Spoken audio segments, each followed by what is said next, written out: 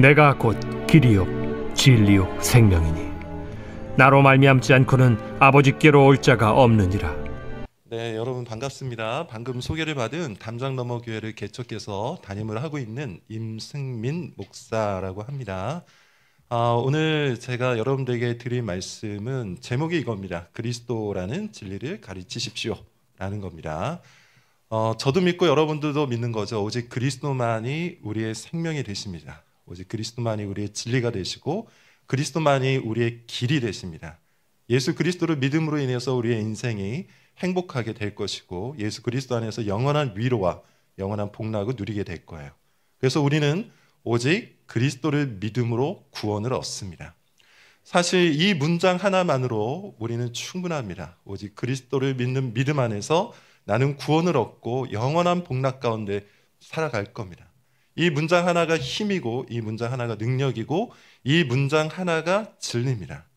그런데 왜 우리는 이 진리의 문장 하나 말고도 또 다른 이야기를 해야 되는 걸까요? 왜 교리라는 이야기를 해야 되는 걸까요?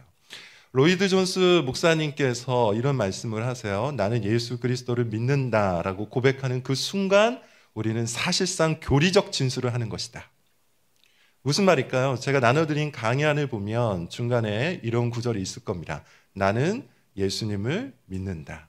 이 문장이 진리라고 했잖아요. 이 문장이 생명이고 능력이라고 했습니다. 그런데 우리는 이 문장을 고백하는 그 순간 이미 많은 교리를 품고서 하나님 앞에 고백을 하는 거예요. 예컨대 여러분 이렇습니다. 나는 예수님을 믿죠. 근데 이럴 때 나는 누굴까요? 나는 두 가지 뜻을 갖고 있는데 첫 번째는 피조물이에요. 하나님의 선한 형상을 물려받은 하나님의 형상 피조물입니다. 동시에 또 나는 누굽니까? 죄인이죠. 하나님께 창조를 받았지만 타락하여서 하나님 앞에 범죄했던 아담의 후손 곧 죄인으로서의 나를 고백하는 겁니다. 그래서 우리는 하나님의 형상으로서 긍정적인 많은 부분이 있어요. 우리가 갖추고 있는 지성, 하나님으로부터 물려받은 겁니다. 그리고 우리가 누리고 있는 수많은 감정들, 이 역시도 하나님으로부터 물려받은 거예요.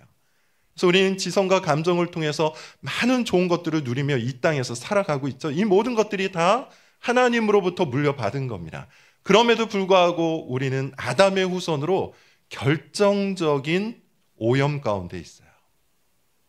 아담의 후손으로 우리는 하나님 앞에 온전한 마음으로 나아갈 수도 없고 하나님을 찾을 수도 없고 하나님을 부를 수도 없고 하나님께 영광을 돌릴 수도 없습니다. 바울에 의하면 우리는 하나님을 알되 하나님께 영광을 돌리지도 않고 감사치도 않는 존재. 이것이 나는 이라는 말 속에 포함되어 있는 거예요. 가장 커다란 문제는 뭐냐면 두 가지인데 우리의 무능력함과 또 우리의 무지죠. 우리는 먼저 무지합니다. 진리가 어디에 있는지 알지 못해요. 그래서 예수 그리스도께서는 말씀하시기를 우리가 소경이라고 합니다. 눈이 멀었다 그래요. 빛을 볼 수가 없어요. 진리를 볼 수가 없어요.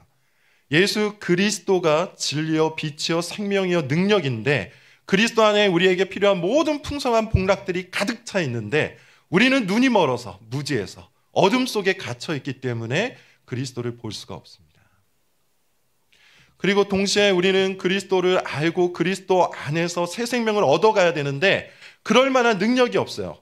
무지할 뿐만 아니라 무능력해요. 우리 스스로는 스스로를 절대로 구원을 할 수가 없다는 겁니다. 이게 나는이라는 이 고백에 담겨있는 함의입니다. 그래서 여러분 우리에게는 누가 필요한 겁니까? 나는 무지하고 나는 무력하기 때문에 내가 아닌 누군가 내가 아닌 그 누군가 능력을 갖추시고 또 나를 사랑하시고 나를 위해서 나의 모든 죄를 짊어지실 그 누군가 곧 구원자가 필요한 것이죠. 내 눈을 친히 열어주실 뿐만 아니라 나에게 찾아와 주셔서 하나님의 사랑과 하나님의 영광을 깨닫게 해주실 그 누군가 나의 모든 죄책과 나의 모든 오염을 완전히 제거해 주실 그 누군가 구원자가 필요한 겁니다. 그 구원자가 누굽니까? 예수 그리스도인 거예요. 예수 그리스도. 근데 예수 그리스도가 어떤 분이시길래 나를 구원하실 수 있는 걸까요? 나와 같이 무지하고 나와 같이 무력한 이런 존재를 예수 그리스도는 어떤 분이시길래 구원하실 수 있는 걸까요? 왜 부처는 안 되는 겁니까? 왜 다른 종교의 신들은 안 되고 오직 그리스도만 나를 구원할 수 있는 걸까요? 예수 그리스도는 이 땅에 오신 하나님의 아들이시기 때문이에요. 하나님의 아들이시기 때문에 하나님의 모든 진노를 감당하실 수가 있습니다. 하나님의 아들이시기 때문에 우리의 모든 죄를 짊어지고 십자가에서 죽으실 뿐만 아니라 다시 살아나셔서 새 생명의 첫 열매가 되실 수가 있습니다. 하나님의 아들이시기 때문에 오직 그리스도만 우리를 위한 구원자가 되실 수 있어요. 이것이 바로 나는 예수님을 이라는 문장의 의미인 거예요.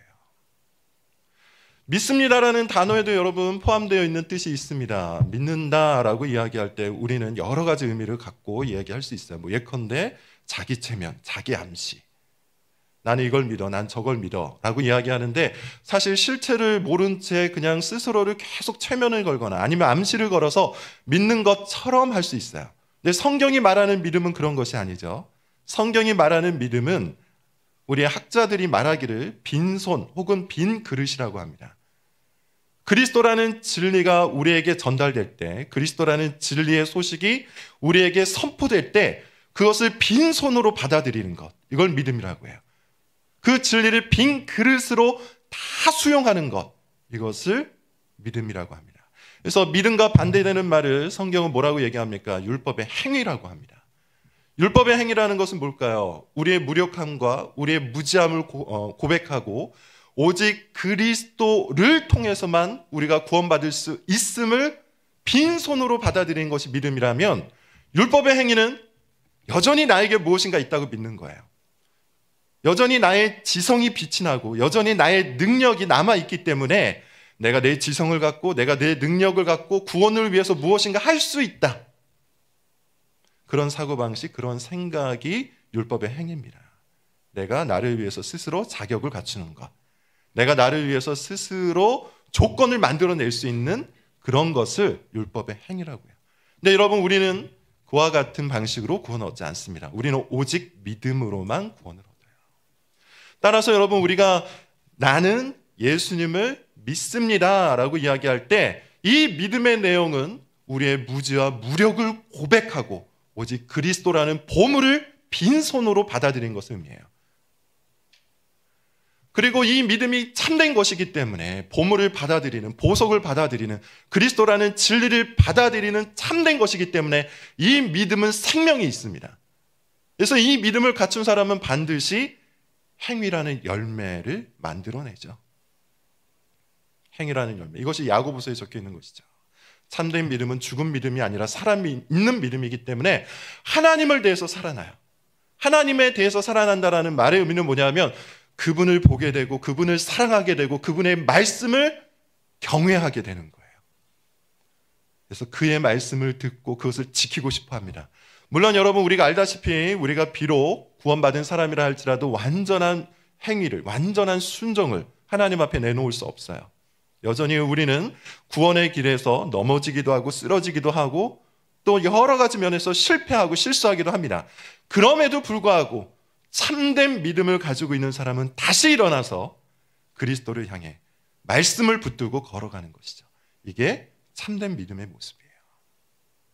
그러니 여러분, 한번 생각해 보십시오. 나는 예수님을 믿음으로 구원을 얻는다. 우리는 오직 이 문장을 통해서만 구원을 받아요. 우리는 오직 이 문장을 통해서 생명을 만나고 이 문장을 통해서 빛을 보고 이 문장을 통해서 영원한 복락을 얻게 됩니다. 그래서 이 문장은 힘이 있죠. 그런데 우리가 이 문장을 고백하는 그 순간 우리는 교리를 이야기하는 거예요. 나에 대한 교리를 말하는 거예요. 예수 그리스도에 대한 교리를 말하는 거예요. 믿음에 대한 교리를 말하는 거예요. 그러니 여러분, 교리가 얼마나 중요합니까? 사실 많은 사람들이 교리에 대해서 부정적인 생각을 갖는 경우가 종종 있죠. 실제로 제가 교리에 대해서 교회에서 가르치다 보면 많은 반문이 들어와요. 도대체 왜 교리를 배워야 합니까? 성경으로 충분한 거 아닙니까? 예수 그리스도를 믿는 것으로 충분한 거 아닙니까? 왜 우리가 이런 복잡한 교리를, 때로는 딱딱한 딱딱한 문장이 이루어져 있는 이런 교리를 배워야 합니까? 등등의 이야기를 합니다. 어떤 사람은 심지어 아주 심한 이야기를 하기도 합니다. 교리라는 말은 다소 딱딱하기 때문에, 매우 교조적이기 때문에 오히려 사람의 영혼을 해친다. 교리를 언급하는 것, 교리를 말하는 것, 교리를 가르치는 것은 아주 잘못된 행태다. 우리는 오직 성경을 통해서만, 우리는 오직 예수 그리스도를 통해서만 신앙을 얻어야 된다. 무슨 뜻인지 압니다. 여러분, 이 말이 다 틀린 건 아니에요. 오직 성경이죠. 그렇지만 동시에 여러분, 전체 성경이라는 단어도 중요하다는 것을 꼭 이해하셔야 돼요. 오직 성경입니다. 그렇지만 동시에 전체 성경을 통해서 진리를 알아야 돼요. 이때 전체 성경이라는 말 자체가 교리를 말하는 거예요. 예컨대 여러분, 하나님에 대해서 우리가 배워야 되죠. 하나님에 대해서 알아야 되죠. 근데 창세기를 통해서만 하나님을 다 알 수 있겠습니까? 출애굽기만 읽게 되면 하나님에 대해서 다 알 수 있습니까? 그렇지 않습니다. 하나님은 하나님에 대한 지식을 우리에게 알려주시기 위해, 곧 계시하시기 위해 계시의 책 66권을 주셨어요. 그게 성경입니다. 따라서 우리가 하나님에 대한 지식을 온전히 얻기 위해서는 전체 성경을 통해서 하나님에 대해서 알아야 돼요. 그게 바로 교리예요. 예수님에 대한 것도 여러분 마찬가지입니다. 우리가 예수 그리스도를 인격적으로 만난다는 이야기를 굉장히 많이 하죠. 우리는 예수 그리스도를 인격적으로 만나야 돼요. 우리가 부모님을 만나는 것처럼, 친구를 만나는 것처럼, 연인과 배우자를 만나는 것처럼, 사람 대 사람으로 만나는 것처럼 우리 주님을 인격적으로 만날 필요가 있습니다. 근데 이 인격적으로 말한다라는 의미를 조금 더 꼼꼼하게 따져봐야 되는데 뭘 포함하는 걸까요? 우리 주님을 지성적으로, 감정적으로, 의지적으로 만난다는 거예요. 인격이라는 말에는 이 세 가지가 포함되어 있는 거예요. 지성, 감성, 의지. 이 세 가지가 총체적으로 모아져 있는 존재가 바로 인격자입니다. 그래서 우리 하나님께서는 지성적 존재예요. 감정적 존재예요. 의지적 존재죠. 그 하나님의 형상으로 우리를 만들었기 때문에 우리 역시도 이성과 감정과 의지를 가지고 있는 인격적 존재입니다. 그래서 우리는 하나님을 만날 때 인격적으로 만나야 되는데, 그러기 위해서 꼭 필요한 첫 번째가 뭐냐? 그 하나님을 아는 거예요. 그 하나님을 아는 거예요. 그 예수 그리스도를 아는 거예요. 삼위일체 하나님을 아는 거예요. 어떻게 해요? 전체 성경을 통해서 아는 거예요. 그래서 여러분, 아주 중요한 겁니다. 교리라는 것은 우리의 신앙을 방해하거나 회방하는 것이 아니라 오히려 우리의 신앙을 명확하게 하고 오히려 우리의 신앙을 풍성하게 만드는 거예요. 물론 때로는 교리를 너무너무 강조하다 보니까 그것이 교조적이 되거나 누군가를 정죄하는 일종의 수단이 되기도 합니다. 그것을 사용하는 사람이 잘못하는 것이지 교리 자체의 문제가 아니에요. 교리는 말 그대로 진리의 문장들이에요. 성경 전체를 통해서 하나님에 대한 진리, 그리스도에 대한 진리, 나와 죄에 대한 진리, 구원에 대한 진리, 교회와 종말에 대한 진리, 이 모든 진리들을 모아서 간단한 문장으로 만들어 놓은 것, 이 진리의 문장들이 곧 교리입니다. 사실 여러분, 우리가 매 주마다 목사님의 설교를 듣죠. 목사님의 설교도 교리 그 자체예요. 목사님은 성경을 연구합니다. 성경을 연구해서 이 성경 말씀을 우리 청중들에게, 우리 교인들에게 어떻게 하면 잘 들려줄 수 있을지, 어떻게 하면 현실에 맞게끔 현실적인 언어를 통해서 잘 해석하고 적용하여 들려줄 수 있을지를 고민을 하죠. 말씀을 가져다가 교훈을 찾는 겁니다. 말씀을 가져다가 지금 여기를 살아가고 있는 우리 교인들을 위해서 진리의 문장들을 만들어가는 겁니다. 설교가 그 자체로 교리예요. 성경을 통해서 가르침을 찾아 진리의 문장을 전달하는 것, 이것이 교리예요. 그래서 모든 설교는 사실상 교리 설교예요. 성경으로부터 교훈을 끌어내는 것, 이것이 교리입니다. 그러니 여러분, 교리에 대해서 많은 사람들이 오해를 하고 있는데 그 오해를 끊어버리시고 오히려 교리가 가지고 있는 그 풍성함, 교리가 가지고 있는 그 명확함, 교리가 가지고 있는 그 유익함에 대해서 우리 모두가 다 알 수 있기를 바랍니다. 한 가지 예를 더 말씀을 좀 드려보도록 하죠. 우리가 사랑이라는 단어를 많이 이야기를 합니다. 우리 특별히 오늘 교사 세미나이기 때문에 우리가 자녀들을, 그리고 아이들을, 학생들을, 청년들을 사랑으로 가르쳐야 되잖아요. 그런데 여러분, 이런 생각을 한번 해본 적이 없습니까? 우리가 알고 있는 사랑, 내가 알고 있는 그 사랑이 정말 사랑인지. 사실 저는 그런 고민을 했어요. 청년 때부터 그런 고민을 했고 30대 초반부터 목회를 하면서 마찬가지로 그런 고민을 많이 했습니다. 목회자로서 교인을 사랑해야 되는데, 그리고 남편으로서, 아버지로서 우리 가족들을 또 사랑해야 되는데, 근데 내가 하고 있는 이 사랑이 정말 사랑일까? 하나님이 원하시는 그런 사랑일까? 이런 고민을 굉장히 많이 했습니다. 그래서 그런 고민 끝에 연구를 하고 그 연구의 열매로서 책을 한 권 썼어요. 사랑을 말하다라는 책입니다. 막간을 이용해서 좀 홍보를 하겠습니다. 제가 지금 감기가 좀 걸려가지고 목소리 상태가 좋지 않은데 여러분 감안하고 좀 잘 들어주시기를 바랍니다. 사랑이라는 이 단어를 정말 열심히 연구를 해서 사랑이 뭘까 고민을 했어요. 그러면서 발견한 것이 이겁니다. 사랑이라는 것은 일단 나에게는 없구나. 있어도 많이 왜곡되어 있구나. 많이 부족하구나. 이런 것을 깨닫게 되었어요. 왜냐하면 성경에 의하면 우리는 하나님의 형상을 물려받았지만 그 하나님의 형상이 오염되고 왜곡된 존재잖아요. 하나님의 형상을 물려받았기 때문에 당연히 우리 안에도 하나님 닮은 사랑이 있습니다. 근데 이 하나님 닮은 사랑이 왜곡되고 오염되어 있어요. 그래서 이 왜곡되고 오염되어 있는 사랑을 바로 잡으려면 우리는 반드시 하나님의 사랑을 알아야 돼요. 그리고 그 하나님 사랑의 절정이 누굽니까? 예수 그리스도인 거죠. 그래서 여러분, 우리는 그리스도를 알면 알수록, 그리스도에 대한 진리를 더 풍성히 깨달으면 깨달을수록 우리 가운데 있는 사랑이 바로 잡혀가는 거예요. 16세기 종교개혁자들이 굉장히 중요하게 붙잡고 있었던 라틴어 하나가 있어요. 엑스트라노스라는 단어입니다. 엑스트라노스라는 말은, 엑스트라는 바깥에라는 뜻이고요. 노스는 우리입니다. 그러니까 엑스트라노스라는 말은 우리 바깥에라는 뜻이에요. 무슨 뜻이냐? 내 안에는 의로움이 없다는 겁니다. 내 안에는 선한 게 없다는 거예요. 내 안에는 좋은 게 없고 내 안에는 사랑이 없다는 거예요. 다 어디에 있다는 겁니까? 내 밖에.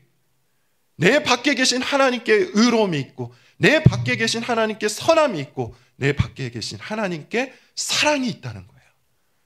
그런데 그 하나님의 의로움과 선함과 사랑이 누구를 통해 우리에게 알려집니까? 그리스도를 통해 알려지는 거예요. 그래서 우리는 그리스도를 믿고 그리스도를 알고 그리스도에 대한 진리를 풍성히 깨달을수록 하나님의 의로우심을, 하나님의 선하심을, 하나님의 사랑을 배워 알 수가 있는 것이죠. 바로 그런 겁니다. 교리라는 것이 바로 그런 겁니다. 진리라는 것이 바로 그런 겁니다. 우리는 더욱더 풍성히 깨달아가야 돼요. 오늘 여러분 본문을 보십시오. 예수님께서 친히 이렇게 말씀하시지 않습니까? 내가 곧 길이요 진리요 생명이, 나로 말미암지 않고는 아버지께로 올 자가 아무도 없느니라. 오직 예수 그리스도만 길입니다. 오직 예수 그리스도만 생명이고 진리입니다. 그래서 우리가 그리스도를 통해서 하나님을 아버지로 고백할 수 있고, 그리스도를 통해서 하나님의 선하심을 볼 수 있고, 그리스도를 통해서 주께서 우리 가운데 함께 하심을 우리는 알 수가 있는 것이죠. 그러므로 여러분, 우리는 그리스도를 알아야 돼요. 할 수만 있다면 더 풍성히 알아야 돼요. 더 정확히 알아야 돼요. 그럼에도 불구하고 다시 한번 말씀을 드리는데, 안타깝게도 많은 사람들이 이 교리를 싫어합니다. 교리라는 단어 자체를 들을수록 오히려 괴로워해요. 여러 가지 이유가 있는데 저는 한 2가지 정도만 말씀을 드리겠습니다. 첫 번째, 신앙이라는 것을 지나치게 반지성적인 것이라고 생각하는 경향이 있어요. 무슨 소린가? 이런 겁니다. 우리가 예수 그리스도를 믿는다고 할 때 그 예수 그리스도를 내가 온 마음으로, 온 감정으로 사랑하고 그분을 좋아하면 됐지. 그분에 대해서 내가 또 무엇인가를 더 많이 알려고 하는 거, 그게 과연 필요할까? 내가 예수 그리스도를 믿는다는 느낌, 내가 예수 그리스도를 사랑한다는 그 감정, 그걸로 충분한 거 아닐까? 물론 여러분, 이게 다 중요합니다. 제가 그것이 중요하지 않다고 말씀드린 게 아니에요. 그리스도를 사랑하셔야 돼요. 그리스도를 좋아하셔야 돼요. 그런 감정, 그런 신앙적 감정이 우리 가운데 아주 풍성히 들어와 있어야 돼요. 그럼에도 불구하고 우리 신앙의 첫 출발, 우리 신앙의 그 첫 단계는 반드시 지성적입니다. 그리스도를 알지 못하고 어떻게 그리스도를 사랑합니까? 예수님이 누군지 모르고 어떻게 예수님을 좋아합니까?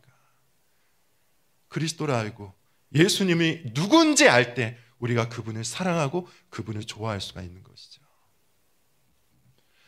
그럼에도 불구하고 우리 시대가 우리 신앙에도 굉장히 많은 영향을 미치고 있다고 저는 생각해요. 우리 시대를 한마디로 얘기하면 뭘까요? 많은 표현들이 있겠지만 포스트 모더니즘 들어보셨을 거예요. 어려운 이야기니까 어렵게 이야기하지 않고 아주 간단하게만 말씀드리면 상대주의 시대입니다. 절대적인 것은 없다. 객관적인 것은 없다.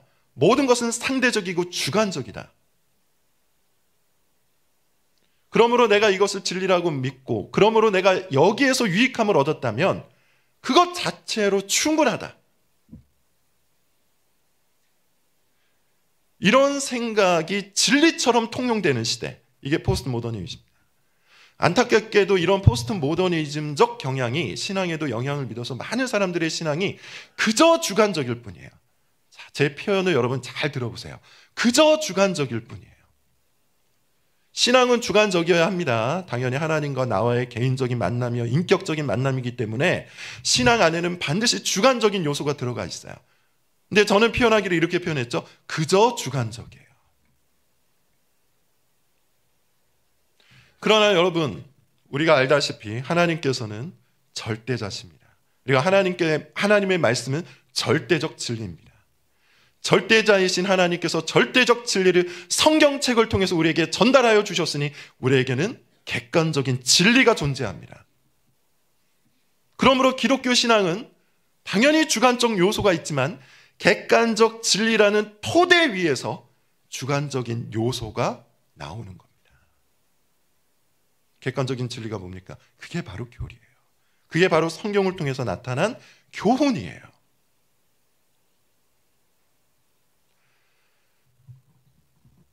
그럼에도 불구하고 이것이 우리가 믿는 기독교 신앙의 기초요, 출발임에도 불구하고 이 시대의 영향을 받은 많은 사람들이 기독교 신앙을 굉장히 반지성적인 것으로만 생각해요. 주관적인 것으로, 그저 느낌적인 것으로, 그저 감정적인 것으로만 생각해요. 그러다 보니까 교리를 공부하자 이렇게 이야기하면 지겨워합니다. 싫어합니다. 교리를 공부하는 것은 오히려 내 감정을 죽이는 것처럼 생각을 해요.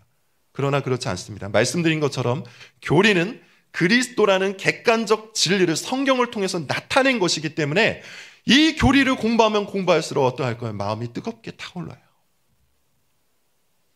그래서 마틴 로이드 존스 목사님이 설교를 대하여 말씀하신 거긴 한데 기독교 신앙에 대해서 그리고 설교에 대해서 뭐라고 말씀하십니까? 불붙는 논리라고 하시잖아요. 불붙는 논리. 저는 이것이 기독교 신앙이라고 생각합니다. 우리가 진리를 깨달아갈수록, 교리를 더 많이 알아가면 알아갈수록 우리 마음속에 성령의 불이 일어날 줄로 믿습니다. 하나님의 말씀이 책이라는 수단을 통해서 우리에게 전달되었잖아요. 책, 성경책이라는 수단을 통해서 전달되었잖아요. 하나님께서는 계시를 하실 때 계시의 수단을 다른 것들을 택하실 수도 있었어요. 그렇지만 오늘 하나님의 백성들에게 자신의 계시를 드러내실 때 책이라는 수단을 통해서 드러내셨다면 거기에는 의도가 있는 겁니다. 책은 뭡니까? 문장들. 그리고 그 문장들을 읽어 나가는 것 자체가 무엇이죠? 지성적인 작업이에요.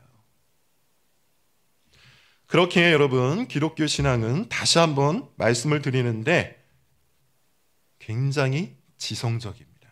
적어도 그 첫 걸음, 첫 단추, 첫 단계는 지성적이라는 사실을 잊지 마시고 객관적 진리 위에서 그 진리를 통해서 불타오르는 성령의 역사를 맛볼 수 있기를 바랍니다. 또 교리를 싫어하는 가장 커다란 이유, 제가 같이 함께 이런저런 이야기를 나누다 보면 교리가 왜 필요합니까? 저는 성경으로 충분합니다. 맞습니다, 여러분. 성경으로 충분해요. 성경으로 사실은 충분합니다. 우리가 성경 이외에 뭐 다른 것들을 또 공부하고 이것도 해야 되고 저것도 해야 된다고 이야기하면 오히려 우리의 신앙이 더 혼란스러울 수도 있어요. 그런데 여러분, 이 말은 맞기도 하고 틀리기도 해요. 왜 그러냐 하면 교리라는 것 자체가 성경으로부터 나온 교훈이기 때문이죠. 예컨대 어떤 사람은 그런 이야기를 합니다. 초대교회는 교리가 없었다. 그 당시에는 오직 구약 성경만이 있었고 교리를 주장하는 것은 그런 의미에서 굉장히 교조적인 행위다. 성경만으로 충분히 행복했던 초대교회로 돌아가야지 자꾸만 교리를 강조하다 보면 오히려 교파가 나뉘고 교단이 나뉘고 분열이 생기고 그걸 수단으로 사람들을 정죄하고 이런 식으로 이해를 하는 경향이 있죠. 근데 여러분, 성경과 교리는 대립적인 관계가 아니에요. 예를 들어 예수님께서 유대인들에게 이런 말씀하세요. 너희들이 영생을 얻고자 성경을 정말 많이 공부했구나. 여기서 말하는 성경은 구약 성경입니다. 그런데 성경을 공부해놓고도, 영생을 얻고자 성경을 그렇게 공부해놓고도 왜 너희는 나에게로 오지 않느냐. 그리고 나서 누가복음 24장에서 이런 말씀을 하세요. 모세의 글과 선지자들의 글과 이 시편은 모든 말씀들, 곧 구약 성경의 모든 말씀들이 사실은 나를 가리켜 기록된 것이다. 무슨 말입니까? 구약 성경의 교훈이, 구약 성경의 가르침이 예수 그리스도를 향하여 있다는 거예요. 그런데 당대의 바리새인들은 구약 성경을 열심히 공부했지만 이 구약 성경에 담겨 있는 참된 진리, 진정한 가르침, 올바른 교리를 발견하지 못한 거예요. 참된 진리, 진정한 가르침, 올바른 교리가 뭡니까? 예수 그리스도예요. 예수님이 친히 말씀하시잖아요.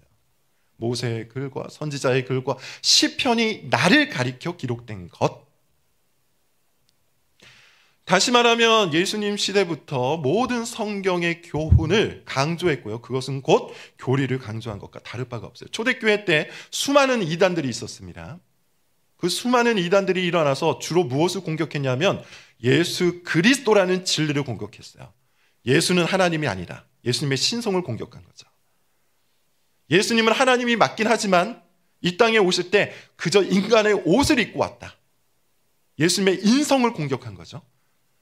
그래서 초대교회는 모든 성경을 들어서 이 모든 이단들의 논리를 격파해 갑니다. 그러면서 교리가 만들어져요. 예수 그리스도는 하나님의 아들로 하나님이 되신다. 그리고 예수 그리스도는 이 땅에 성육신하신 진정한 사람이 되신다. 그래서 하나님이자 사람인 그리스도께서 십자가에서 죽으심으로 우리를 위해서 우리의 모든 죄를 대신하여 죽으셨고 그런 말미암아 우리가 죄로부터 영원한 해방을 얻게 되었다. 그렇게 초대교회 수많은 이단들로부터 그리스도라는 진리를 보호하기 위해서 교리가 만들어져 온 겁니다. 그 외에도 수많은 이단들이 있었고요. 역사 속에 많은 이단들이 존재했고 그 모든 이단들로부터 참된 진리를 보호하기 위해서 전체 성경을 통하여 진리를 확정한 것, 이게 교리예요. 그러니 여러분, 교리가 얼마나 중요합니까? 교리는 성경과 결코 반대되지 않습니다. 그래서 여러분, 교리 교육은 굉장히 유익한데 첫 번째, 저는 교리 교육에 있어 가장 중요한 유익은 교리를 통해서 우리가 성경을 더 깊이 이해할 수 있다는 점. 바로 그거라고 생각합니다. 성경은 총 31,102구절로 이루어진 66권의 책이에요. 엄청난 책이죠. 성경을 가르쳐야 돼요. 우리 교사 여러분들, 그리고 우리 부모님들, 자녀들에게, 학생들에게, 아이들에게, 청년들에게 성경을 열심히 가르치셔야 됩니다. 창세기부터 요한계시록에 이르기까지 할 수만 있다면 체계적으로 성경을 꼼꼼하게 잘 가르치셔야 돼요. 저희 교회 같은 경우도 작년부터 계속해서 성경을 가르치는데 한 달에 한 번 시간을 떼어서 한 권 한 권씩 배우고 있습니다. 그래서 아가서, 레위기, 민수기 좀 어려운 내용들 중심으로 먼저 가르치기 시작했고 올해부터는 창세기부터 시작해서 성경 한 권 한 권을 한 주를 할애해서 지금 공부를 하고 있어요. 그렇게 성경 전체를 체계적으로 짜임새 있게 그리고 꾸준하게 공부하는 것은 너무너무도 중요한 것이죠. 그런데 여러분, 사실 이것이 쉽지가 않습니다. 우리가 자녀들에게 혹은 학생들에게 성경을 가르친다고 마음먹었을 때 어디서부터 어떻게 무엇을 처음부터 가르쳐야 할까? 창세기부터 가르쳐야 할까? 요한복음부터 가르쳐야 할까? 요한계시록은 또 어떻게 가르쳐야 할까? 등등. 많은 고민에 빠지잖아요. 근데 그 쉽지 않은 것을 해놓은 것이 바로 교리입니다. 전체 성경에서 가장 중요한 교훈, 성경이 말하고자 하는 가장 중요한 진리, 이것들을 모아놓은 것이 바로 교리예요. 전체 성경에서 가장 중요한 진리도 뭐가 있을까요? 하나님에 대한 것이 있잖아요. 하나님이 누구신지, 그분의 사역이 무엇인지, 그가 우리에게 원하시는 것은 무엇인지. 나에 대한 진리도 너무 중요하죠. 나는 왜 이 땅에 태어났는지, 내 삶의 목적은 무엇이지, 내 인생은 왜 이토록 고통스러운지, 나는 죽은 뒤에 어떻게 되는지. 여기까지 끝내놓고 보면 또 많은 궁금증이 생깁니다. 내 인생의 고통과 어려움과 내 인생의 끄트머리가 죄 때문에 찾아오는 영원한 형벌임을 알게 된다면 이제 우리는 어떤 고통 속에 빠지게 됩니까? 그렇다면 나는 이제 어찌해야 할까? 나는 이 죄로부터 어떻게 하여 벗어날 수 있을까? 이에 대한 답변이 또한 성경에 있습니다. 그것이 바로 그리스도라는 진리죠. 예수 그리스도께서 이 땅에 왜 오셨고, 그분이 이 땅에서 행하신 사역은 무엇이고, 그 사역의 의미는 또한 무엇이며, 그분께서 십자가에서 죽으셨다가 부활하신 그것이 나에게 어떠한 의미를 가져다 주고, 그리고 내 인생의 결말을 어떻게 바꾸어 놓는지.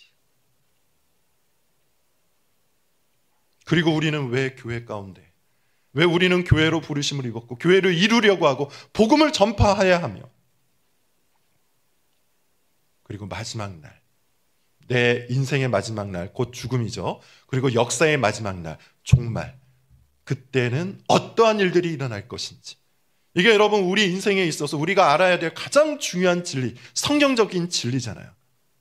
근데 이 모든 진리를 모아놓은 것이 바로 교리라는 것이죠. 교리.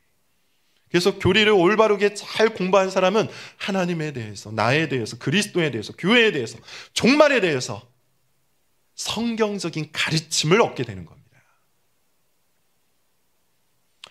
물론 여러분, 우리가 성경을 통해서 직접 배우게 되는 것과는 조금 맛이 다를 수 있어요. 그래서 저는 이렇게 표현을 합니다. 저희 집이 어린이 대공원 후문 쪽에 있어요. 어린이 대공원 혹시 가보신 분은 아시겠지만 거기에 동물원이 있습니다. 자그마한 동물원이에요. 아주 작은 동물원인데 있을 게 다 있어요. 코끼리도 있고요, 사슴도 있고, 얼룩말도 있고, 원숭이들도 있고, 뭐 사자도 있고, 심지어 호랑이도 있어요. 온갖 동물들이 다 있습니다. 그래서 저는 사실 시간이 된다면 매일매일 그곳을 산책을 하는데, 산책하는 동안 많은 동물들을 보게 돼요.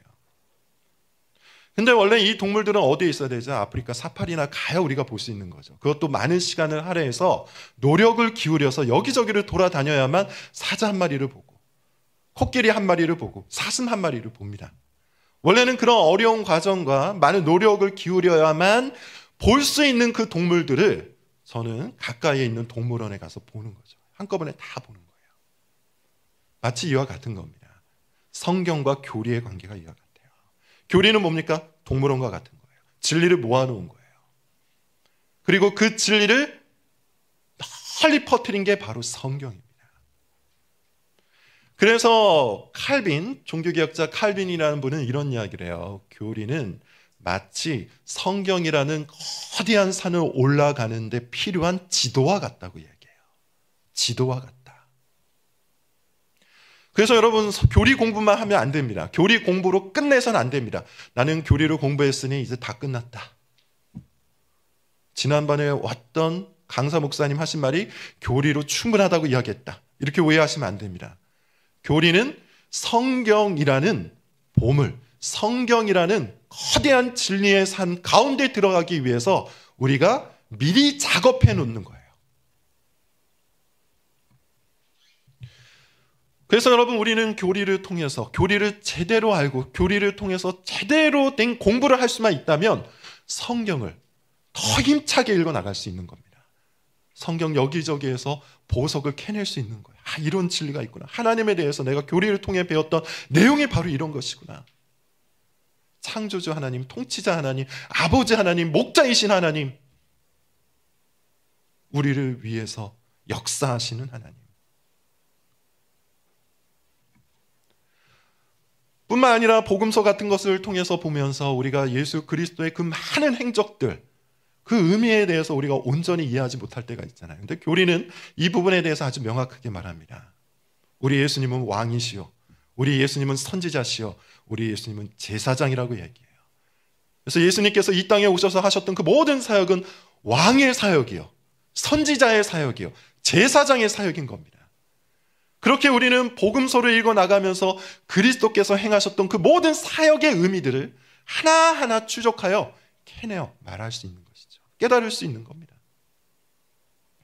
그런 의미에서 여러분, 우리가 교리를 교육한다면, 교리를 배운다면 성경을 더 깊이 있게 명확하게 정확하게 이해할 수가 있어요. 사실은 제가 여기다 적지 않았지만 교리 공부의 또 다른 큰 유익 중 하나가 이단으로부터의 보호죠.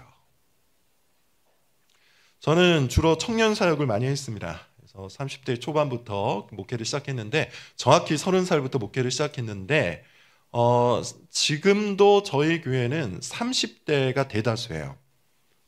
그러니까 거의 젊은 사람들을 대상으로 목회를 쭉 해왔었죠.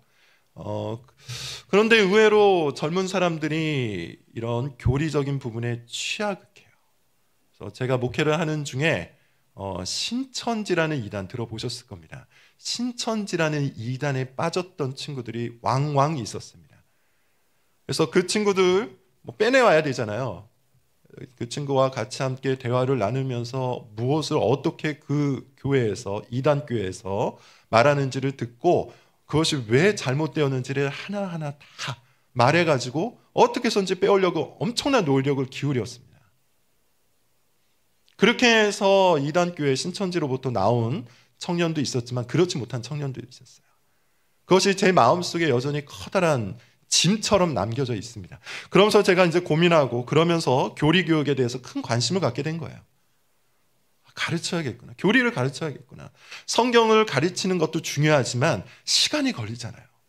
하나하나 차근차근 가르치다 보면 너무 많은 시간이 걸리다 보니 성경이 말하는 확고한 진리를 먼저 바르게 빨리 잘 가르쳐야겠다. 이런 마음을 갖고 교리교육을 시작한 거죠.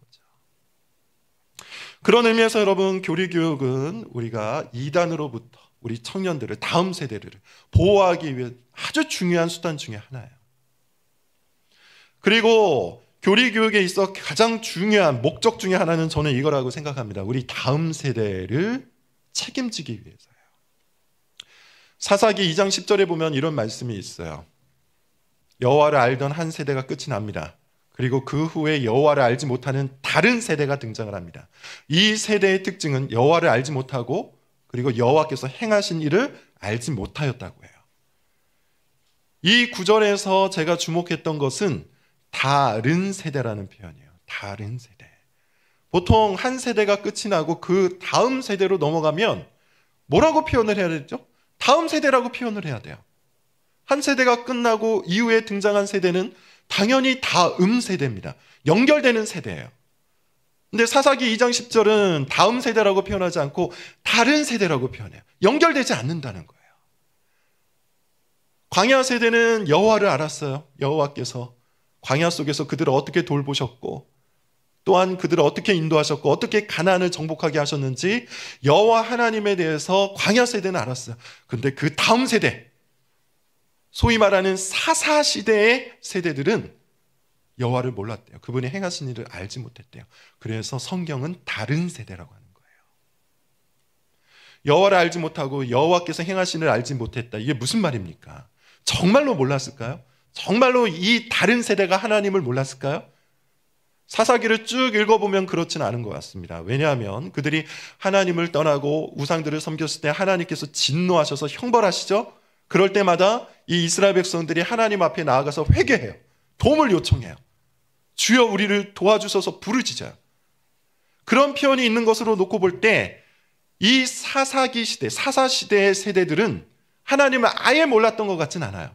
뭘 몰랐을까요? 말 그대로 하나님에 대한 지식을 몰랐던 거예요. 하나님께서 어떤 사역을 하셨고 어떠한 뜻이 있는지를 몰랐던 거예요. 하나님에 대한 진리, 하나님에 대한 교훈을 몰랐던 겁니다. 하나님에 대한 주관적인 느낌은 갖고 있었던 것 같습니다. 하나님에 대한 말 그대로 하나님이라는 존재가 우리를 애굽에서 구원하셨지, 그리고 지금 여기에서 정착하도록 도와주셨지 정도는 알고 있었던 것 같아요. 그러나 하나님에 대한 올바른 지혜가 없었던 것이죠. 하나님에 대한 풍성한 진리의 지식이 그들에게 없었던 것이죠. 그러다 보니 하나님께 한 발을 걸치고 바알에게 또 다른 한 발을 걸치면서 영적인 간음을 계속해서 했던 겁니다. 이것이 다른 세대의 특징이에요. 여러분, 우리가 맡은 자녀들, 하나님께서 우리에게 허락하신 우리 아이들을 다른 세대가 아니라 다음 세대로 만들어 가려면 무엇을 해야 할까요?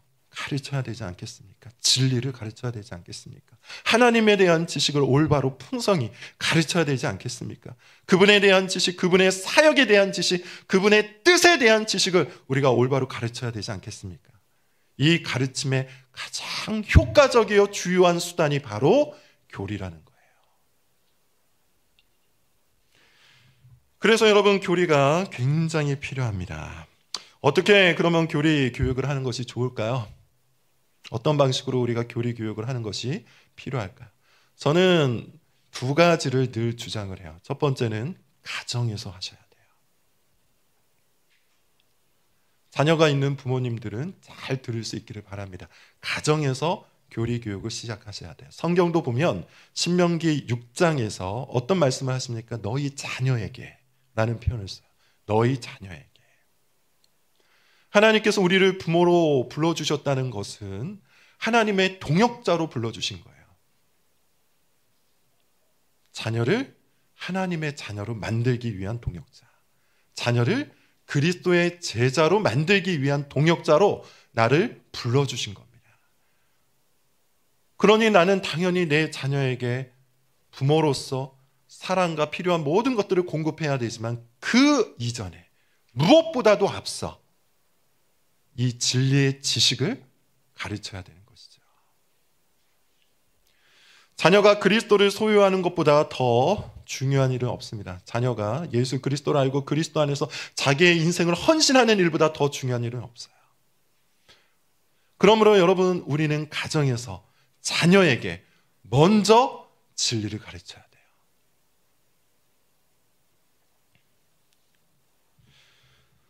종종 이렇게 묻는 분들도 계시죠. 아이들이 너무 어립니다. 그리고 교리는 너무 어렵습니다. 이 딱딱한 문장을 가지고 자녀에게 정말 그리스도라는 진리를 가르칠 수 있겠습니까? 저는 이렇게 믿습니다. 여러분, 우리가 배우고 공부하고 또 우리가 향하고 있는 이 믿음의 모든 여정들은 일반적인 공부가 아니죠. 일반적인 여정이 아니에요. 말 그대로 진리의 여정입니다. 그리고 이 진리의 여정 속에는 하나님께서 우리를 홀로 두지 아니하시고 하나님의 영, 성령과 함께 하도록 하세요. 이 성령과 함께하는 진리의 여정은 나도 그렇지만 우리의 자녀도 마찬가지로 그 여정 속에 포함되는 겁니다. 세계 최고의 석학도, 가장 똑똑한 엘리트도 성령께서 역사하지 않으면 성경을 아무리 읽어도 이해할 수가 없어요. 진리를 찾아낼 수가 없어요. 하나님의 가르침을 받아들일 수가 없어요. 그러나 아직 이성이 여물지 않은, 우리가 볼 때 너무 연약한 자녀라 할지라도, 그런 아이라 할지라도 성령께서 역사하시면 진리의 문장을 붙들고 그리스도를 사랑하게 될 겁니다. 저는 이것을 믿습니다. 그러므로 우리는 하나님께서 말씀하신 대로 담대히 주님의 교훈을 자녀에게 가르쳐야 돼요. 특별히 여러분, 가정에서 이런 방식으로 하시면 좋겠습니다. 몇 가지 권면을 좀 드리고 그 다음으로 좀 넘어가겠습니다. 우리 교회에서 활용하는 방식인데요, 목사님의 설교를 통해서 문답을 할 수 있기를 바랍니다. 아마 우리 소망이 있는, 소망이 풍성한 이 교회와 우리 교회는 조금 차이가 있을 수도 있어요. 저는 개척 초창기부터 교리 교육의 중요성을 생각하고 그런 방식으로 교회 체계 그리고 교육 체계를 만들었기 때문에 이것을 적용하는 데 있어서 조금 손쉬운 부분들이 있습니다. 그렇지만 그렇지 못한 교회들은 적용함에 있어서 몇 가지 지혜가 필요할 수도 있어요. 그렇지만 이 설교를 통해서 교리를 가르치는 것은 모든 교회에 적용할 수 있는 바예요. 앞서 말씀드린 것처럼 목사님의 설교는 그 자체로 교리라고 했죠. 성경을 통해서 교훈을 찾아내는 것, 성경이 말하는 가르침을 찾아서 현실적인 언어로 여러분들에게 전달하는 거잖아요. 따라서 여러분 설교를 잘 듣고 그 설교 안에 있는 주님의 교훈을 문답처럼 만드는 겁니다. 문답처럼 만들어서 자녀에게 오늘 목사님 설교를 들었을 때 이런 내용이 있었는데 기억하니? 이렇게 물어보고 이 내용이 무엇이라고 생각하니? 그리고 그 내용에 대해서 너는 어떻게 생각을 하니? 이렇게 간단하게 두세 가지의 문답을 통해서 소위 말하는 교리 문답 교육을 할 수가 있는 것이죠.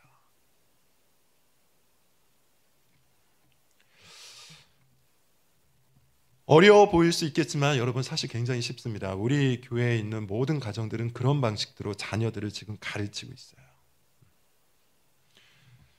두 번째, 가정 예배를 여러분 꼭 드릴 수 있기를 바랍니다. 아마 가정 예배 드리시는 분이 이 교회는 있으리라고 생각을 하는데요.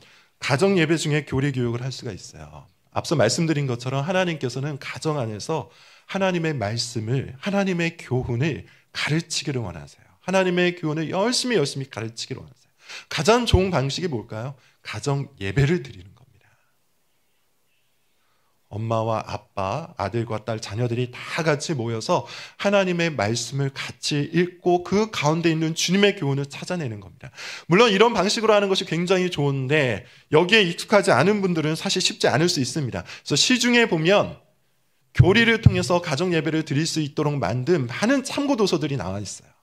제가 여기에 두 가지 정도를 소개했는데 첫 번째는 52주로 끄는 것이 있습니다. 52주 소교리 문답이라는 책이 있습니다. 이 책을 통해서 한 주에 한 번 가정 예배를 드리며 이 내용들을 같이 살펴보는 것이죠. 또 365일 매일 할 수 있는 교리와 함께하는 365일 가정 예배라는 책도 있는데 마찬가지예요. 좋은 책입니다. 만약에 여러분께서 가정 예배를 교리로 하기를 원하신다면 많은 책들이 준비되어 있으니까 그것을 활용하시면 돼요. 마지막으로 이것을 좀 권합니다. 우리 교회에서 마찬가지로 많이 사용하는 방식 중에 하나인데 교리가 딱딱하잖아요. 교리가 어렵죠. 문장 하나하나를 또 자녀들한테 이해시키는 것조차도 쉽지가 않습니다. 그래서 제가 만들었던 방식 중에 하나인데 그림책이나 동화책을 통해서 귀납적으로 교리를 가르치는 거예요. 교리는 사실 연역적이죠. 진리의 문장을 딱 선언하고 그것을 계속해서 우리가 배우는 겁니다. 근데 동화책이나 그림책 같은 경우는 이야기고요. 그 이야기 속에 있는 내용들을 우리가 통해서 진리를 찾아내는 것이죠. 이게 귀납적인 방식이에요. 그런 방식으로 할 수 있습니다. 그래서 보시면 뭐 그림책, 가정예배 등등 참고하실 만한 책들이 있고 그리고 혹시 관심이 있는 분들이 있을까봐 제가 우리 교회에서 활용하고 있는 그림책을 통해서 공부하는 교리 공부라는 그 내용, 자료들을 우리 목사님에게 전달을 했으니까 관심 있는 분은 우리 송진영 목사님한테 요청을 하시면 되겠습니다. 자, 마지막으로 교회에서 교리 교육을 해야 되는데 마찬가지입니다. 교회 교육 커리큘럼이 있는 교회 같은 경우에는 사실 교회 교육을 전면적으로 교리 교육 체계로 바꾸기는 쉽지가 않을 거예요. 제가 여기저기에서 강의를 하거나 아니면 또 공부를 같이 하면서 이야기를 나눠보면 이미 잘 돌아가고 있는 교육 체계가 있는데 거기에 굳이 교리 교육을 끼워 넣거나 아니면 교리 교육을 통해서 다시 한번 체계를 바꾸어 나가는 것은 굉장히 어려운 일입니다. 쉽지 않은 일이에요. 그리고 이 모든 소교리 문답을 교회에서 아이들에게 일일이 다 가르치는 그 일도 역시 쉽지 않은 일입니다. 그러면 어떻게 해야 하는가? 그러면 지금까지 제가 했던 이 모든 말들이 무력화가 되는가? 그렇지 않습니다. 저는 이렇게 권면을 합니다. 부모님과 교사들을 위한 교리교육. 부모님과 교사들을 위한 교리교육을 철저히 하는 것으로 이 교회 가운데 교리교육을 하는 하나의 방법을 만들어낼 수 있다고 생각을 해요. 예컨대 교사와 부모들이 소교리 문답이라는 것을 통해 성경 전체에 대한 간단한 교리를 배울 수도 있고, 그 다음에 대교리 문답이라는 것이 있습니다. 이것은 소교리 문답을 더 세밀하게 세분화시켜 놓은 거예요. 대교리 문답을 통해서 성경 전체에 대한 진리를, 교훈을 더 풍성하게 공부할 수도 있고, 하이델베르크 교리 문답이라는 것이 있는데, 이것은 그리스도를 아는 지식에 특화되어 있는 교리 문답이에요. 그래서 하이델베르크 교리 문답을 여러분 잘 읽어보시면 그리스도를 우리가 더 명확하게 공부할 수 있는 내용들이 아주 풍성하게 담겨 있어요. 이것을 먼저 부모가 공부하는 것이죠. 이것을 먼저 교사들이 공부하는 것이죠. 같이 모여서 공부하셔도 좋고요, 제자 훈련을 통해서 공부하셔도 좋고, 교사 세미나 등을 통해서 공부하셔도 좋습니다. 무엇이 되었든 간에 부모와 그리고 교사가 먼저 이와 같이 교리를 명확하게 공부할 수 있다면, 그 교회가 가지고 있는 교회 체계, 교회 교육 체계와 상관없이 교리 교육을 할 수 있다고 생각해요. 예컨대 어떤 교회는 파이리온을 갖고 할 수 있겠죠. 어떤 교회는 총회 교회 교육원을 통해서 가지고 있는 교재를 사용할 수도 있겠죠. 상관이 없습니다. 어떤 교재를 활용한다 할지라도 부모와 교사가 교리 교육을 충분히 하고 그 교리 가운데 있는 가르침을 바르게 깨달을 수만 있다면 모든 교재들을 통해서 올바른 진리를 자녀와 아이들에게 가르칠 수 있다고 생각해요. 17세기의 종교개혁 교육가인 코메니누스라는 분이 있는데, 저는 이분이 하셨던 한마디가 굉장히 마음에 남더라고요. 뭐라고 이야기하냐면, 그분은 모든 지식을 통해 그리스도를 바라보도록 가르치라고 해요. 자녀들에게 모든 지식을 통해서 그리스도를 바라보도록 가르치라. 예컨대 여러분, 우리가 공교육, 학교에 가서 여러 가지 공교육을 배우잖아요. 뭐 과학을 공부할 수도 있고, 수학을 공부할 수도 있고, 국어를 공부할 수도 있고, 영어를 공부할 수도 있고, 또 대학교에 들어가면 각종 전공 과목들이 있는데, 이 모든 공부들이 그리스도를 아는 지식과 분리되어 있을까요? 그렇지 않다는 것이죠. 이 세상에 존재하는 모든 진리는 하나님의 진리입니다. 이 세상에 존재하는 모든 지식들은 하나님의 지식입니다. 그리고 우리 주 예수 그리스도는 만군의 왕이시여 온 우주의 통치자가 되십니다.